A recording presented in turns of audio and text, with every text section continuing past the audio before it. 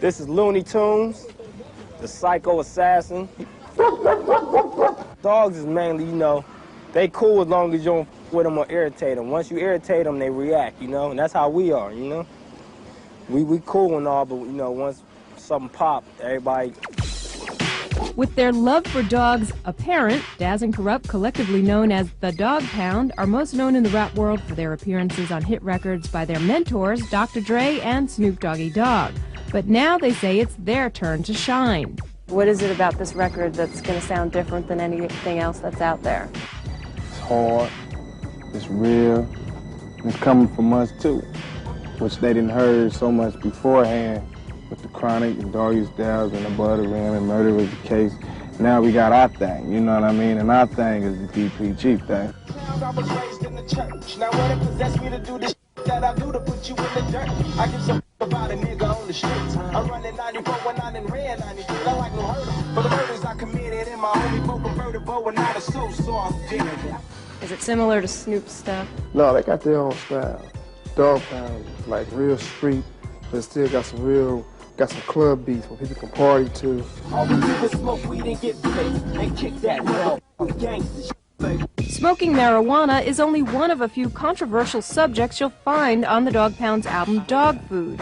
Rap critics such as Dr. C. Dolores Tucker will find explicit lyrics and references to women as bitches throughout the record, and it will surely add fuel to the fire already surrounding so-called gangster rap music. Now what would you do? What do you think the biggest misconception about the Death Row family is? We gangsters. Us. We gangsters. Like what's new? We gangsters. The big misconception is us. That misconception may stem from the fact they refer to themselves as the Dog Pound Gangsters. However, Daz and Kurupt contend the Dog Pound is not a gang. I see all the time this symbol for the Dog Pound that you guys do. Is that for the Dog Pound, or is it actually for something else? That's Dog Pound Gangsters, me and Dad. That's me and Kurupt, you know what I mean? We came up with that. That's for our tight security, you know what I mean? This is a symbol.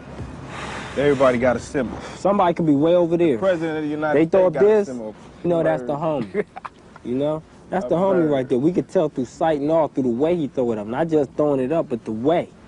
There's pride behind it, you know what I mean? That's the homie right there. And what if they threw up something different? They ain't with us. They ain't with us.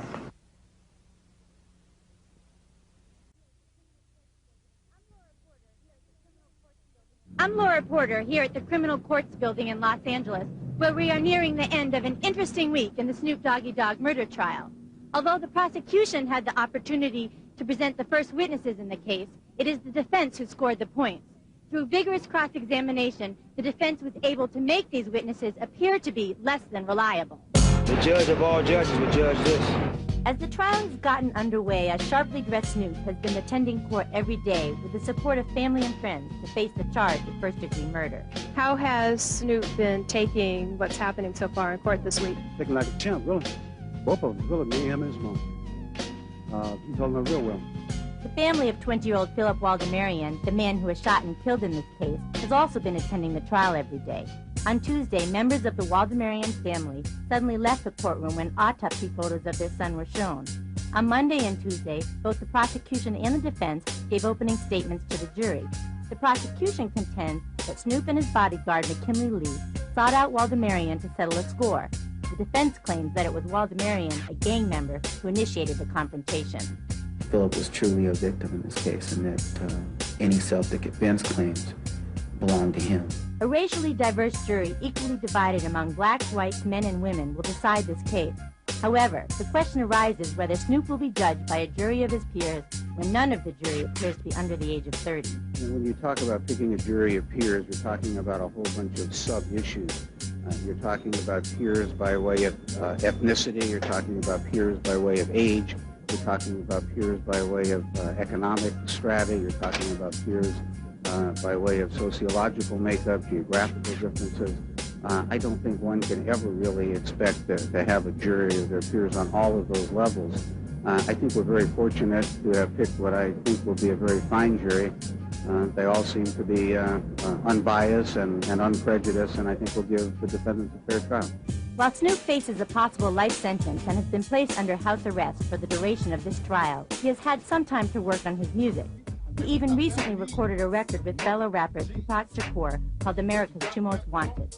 It was a pleasure working with Tupac, because, you know, that's one of my favorites. As you know, I look up to him as far as in his music game and what he's been through, and how he kept his head up, you know what I'm saying, through all the trials and tribulations that we go through as rappers. The prosecution got off to a rocky start because they have witnesses that don't want to participate in this case.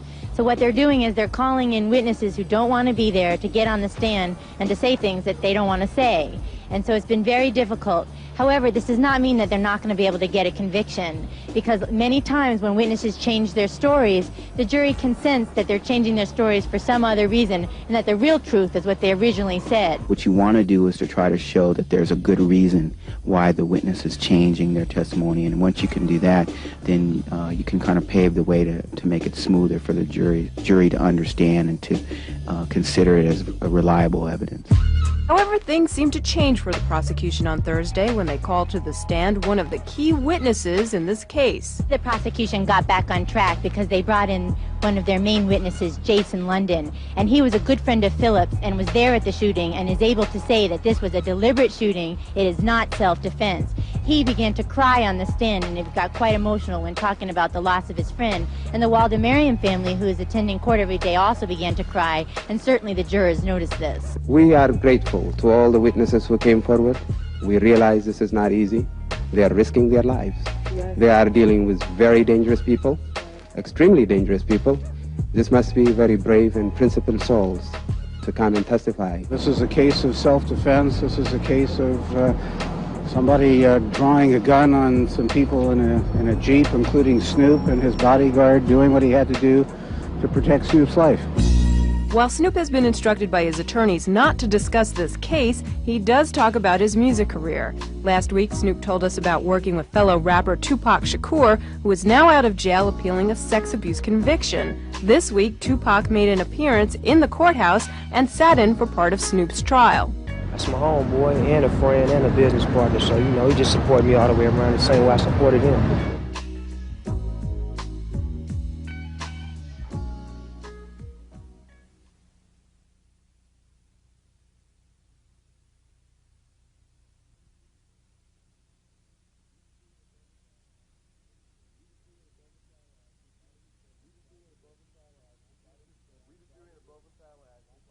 We, the jury in above entitled action, find the defendant, Calvin Brodus, not guilty of the crime of murder in the first degree. What was going through your mind at the time that the jury was reading the verdict? I left it in God's hand, Abby. That's why I looked so stone-faced. I didn't have no expressions, you know what I'm saying? It was all inner. I prayed on it. My family prayed on it. David Kenner, you know what I'm saying, put on the bomb case. Donald